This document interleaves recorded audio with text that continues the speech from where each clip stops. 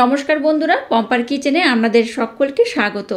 কোনো রকম আটা, ময়দা, সুজি বা চালের গুঁড়ি ছাড়া আজ একটা অপূর্ব স্বাদের পিঠার রেসিপি আপনাদের সাথে শেয়ার করব। আশা করছি আপনাদের ভীষণ ভালো লাগবে। এই পিঠাটাকে আপনারা মালাই পিঠাও বলতে পারেন। এটা দেখতে যেমন সুন্দর, খেতে তেমনই অপূর্ব, অসাধারণ। এতটাই নরম, তুলতুলা, রসালো হয় যে মুখে দিলেই মিলিয়ে যাবে।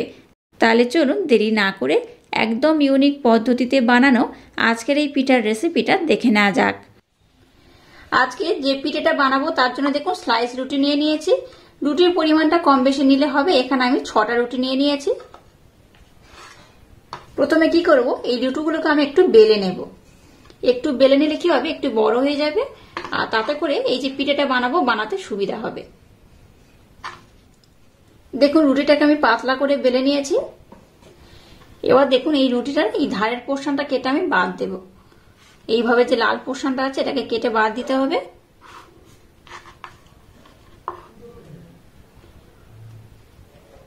আর প্রত্যেকটা রুটি এইভাবে আমি সুন্দর করে কিন্তু প্রথমে বেলে নিয়ে কেটে নেব। এবার দেখুন এখানে আর একটা মাপ করতে হবে। পিঠাটাকে আমি এইভাবেই মুড়বো, তার জন্য দেখুন এই পোর্শনটা কেটে বাদ দেব।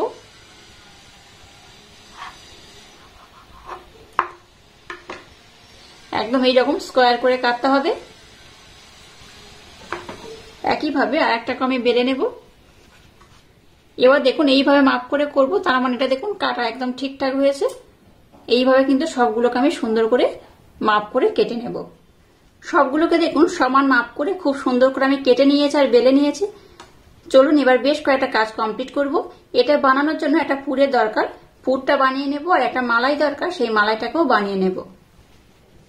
এবার আমি নারকেলের পুরটা বানিয়ে নেব। তার জন্য দেখুন এখানে 1 বাটি আমি নারকেল কুড়ানো নিয়ে নিয়েছি, সেটাকে দিয়ে দিলাম।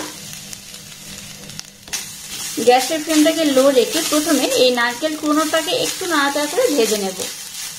দিয়ে দেবো সামান্য একটু এলাচ পাউডার, আবার একটু নাড়াচাড়া করে নেব। এখানে আমি একটা ছোট সাইজের নারকেল এইভাবে নিয়েছিলাম। তো একটা ছোট সাইজের নারকেলের জন্য এখানে আমি 100 গ্রাম আখের গুড় ব্যবহার করব। আপনারা চাইলে একটু কম বেশি করে ব্যবহার করতে পারেন। গ্যাসের ফ্লেমটাকে একদম লো রেখে এবার এটাকে একটু ভালোভাবে নাড়াচাড়া করে নেব। অটোমেটিক দেখবেন এই গুড়টা কিন্তু মেল্ট হয়ে যাবে। গ্যাসের ফ্লেমটাকে লো রেখে কন্টিনিউ নাড়াচাড়া করতে করতে দেখুন গুড়টা কিন্তু বেশ ভালোভাবে মেল্ট হয়ে গেছে। এবার এটাকে আমি একটু ভালোভাবে জাল দিয়ে ঘন করে নেব। গ্যাসের ফ্লেমটাকে একদম লো করে দেখুন পুরটাকে আমি রেডি করে নিয়েছি। আর কত সুন্দর দেখতে হয়েছে দেখুন। এটা তো দেখতে সুন্দর লাগছে, খেতেও কিন্তু অসম্ভব মজাদার হয়। এই পুরটাকে আমি কিন্তু আর বেশি ঘন করব না, কারণ এটা যখন ঠান্ডা হবে তখন কিন্তু আর একটু ঘন হয়ে যাবে। এই পর্যায়ে গ্যাসটাকে বন্ধ করে দেব আর পুরটাকে একটু হালকা আমি ঠান্ডা করে নেব। এবার দেখুন গ্যাসটাকে জেলে দিয়ে একটা কড়া বসিয়ে দিয়েছি। কড়ার মধ্যে সামান্য একটু জল দিয়ে দিলাম। এর মধ্যে আমি 1.5 কাপ দুধ দিয়ে দেব। আবারও দেখুন হাফ কাপ আমি দুধ দিয়ে দেব। এখানে একটা পাতলা করে মালাই বানিয়ে নিতে হবে, তার জন্য কিন্তু দুধটাকে একটু ঘন করে জাল দিতে হবে। খুব ঘন করার দরকার নেই, একটু হালকা করে ঘন করে জাল দিলেই হবে। দুধটাকে দেখুন আগে থেকে একটু ঘন করে আমি ফুটিয়ে নিয়েছি। মিষ্টির জন্য ব্লেন্ড করে রাখা চিনি 1 চামচের মতো আমি দিয়ে দেব। এবার দেখুন যে দুধটাকে আমি রেখেছিলাম এখানে হাফ চামচের মতো কাস্টার্ড পাউডার দিয়ে দিয়েছি। দিয়ে এটাকে দেখুন খুব ভালোভাবে মেল্ট করে নিয়েছি। এবার এখানে অল্প অল্প দেব আর এটাকে কন্টিনিউ নাড়তে থাকবো। এইভাবে করলে কি হবে, আজকের যে পিঠাটা বানাবো অপূর্ব খেতে হবে। পিঠাটা দেখতে তো সুন্দর হবে, খেতেও কিন্তু অপূর্ব হবে। এবার গ্যাসের ফ্লেমটাকে একদম লো রেখে এটাকে এইভাবে নাড়াচাড়া করতে করতে একটু ঘন করে নেব। খুব ঘন করে কিন্তু ফোটানো যাবে না, তাহলে এটা খুব ঘন হয়ে যাবে, আর খুব ঘন হলে কিন্তু পিঠেগুলো করতে অসুবিধা হবে। তাই একটু মিডিয়াম ঘন করে এটাকে ফুটিয়ে নিতে হবে। এবার দেখুন এটাকে আমি একটু ঘন করে ফুটিয়ে নিয়েছি। খুব ঘন করলে কিন্তু পিঠেগুলো বানানো যাবে না, তাই একটু হালকা করে ঘন করে নিয়েছি। তো এইরকমই থাকবে। আর খুব গরম অবস্থায় কিন্তু এটা পিঠেতে ব্যবহার করা যাবে না, একটু ঠান্ডা করতে হবে। এবার আমি গ্যাসটাকে বন্ধ করে দিলাম। এবার এই মিশ্রণটাকে একটু আমি ঠান্ডা করে নেব। এবার দেখুন একটা রুটি আমি নিয়ে নিয়েছি। যে মালাইটা বানিয়েছি আলাদা করে অল্প একটু নিয়ে নিয়েছি। আর যে পুরটা বানিয়েছি সেই পুরটাকে আমি নিয়ে নিলাম। এই পুরটাকে একটু কম বেশি করে দিলেই হবে, একটু এইভাবে কোণ করে দিতে হবে। যেহেতু এটাকে আমি কোণ করে মুড়বো তাই এইভাবে একটু দিতে হবে। তো এবার দেখুন যে মিশ্রণটাকে বানিয়েছি আমি সেখান থেকে অল্প একটু আলাদা করে নিয়ে নিয়েছি, এইভাবে দিয়ে দেব। এবার এটাকে এইভাবে আমি মুড়ে নেব। এই দেখুন এই মুখটাকে এইভাবে মুড়ে দিতে হবে। একদম ইউনিক পদ্ধতিতে আজকে যে পিঠেটা বানাচ্ছি আমার মতো একবার ট্রাই করবেন, অসাধারণ খেতে হয়। একবার যদি খান দেখবেন আমাদের এইভাবে বারবার বানাতে ইচ্ছা হবে।